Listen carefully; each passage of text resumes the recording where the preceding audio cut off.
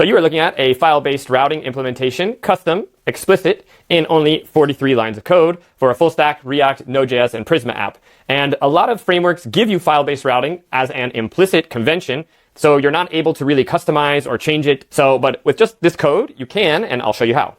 All right, the only reason this is possible is because we're using Wasp, which is a full-stack React, Node.js, and Prisma framework that has this central TypeScript spec file that allows you to declare all your app's features directly in code, and then Wasp will compile and stitch these all together. So here you can see auth, your email sender, then your routes and operations and things like that. And so what we can do is treat this just like a normal program. We can write helper functions, like our file-based routes function here, that will do the file-based routing for us. Okay, let's look at a really simple implementation of custom file-based routing. So we got rid of those routes that we had before, and we've put them in a different file. We still get access to those helpers from Wasp. So we're importing page, ref, and route here.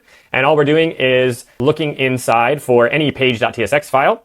And then we are returning an array of Wasp routes. So we give it a route name, we give it a path, based on the directory that it's in, and then we define the page, a reference to that page. And because Wasp is connecting and wiring all that stuff together for you, it also gives you access to other cool, nice features like type-safe links. So here we're importing the link component from Wasp's client router, and because it has knowledge of all the different routes that you've defined in your TS spec file, if you were to give one that doesn't exist, it will throw an error. So we've got type-safe links, right? It knows ASDF is not assignable to the root, dashboard, about us, blog, or products. So this is just a really cool feature that comes as a nice side effect of having everything declared, all the routes declared in a central place like the TS spec.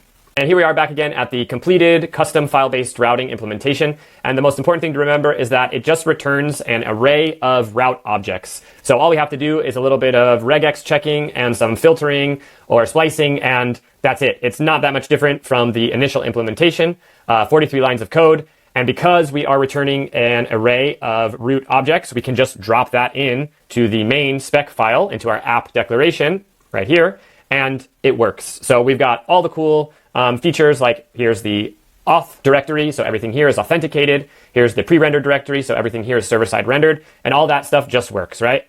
This is server-side rendered. This is protected behind auth. There's our optional segments, like here's the blog index or our turtle page. It all just works, and it works really simply thanks to the primitives that Wasp makes available.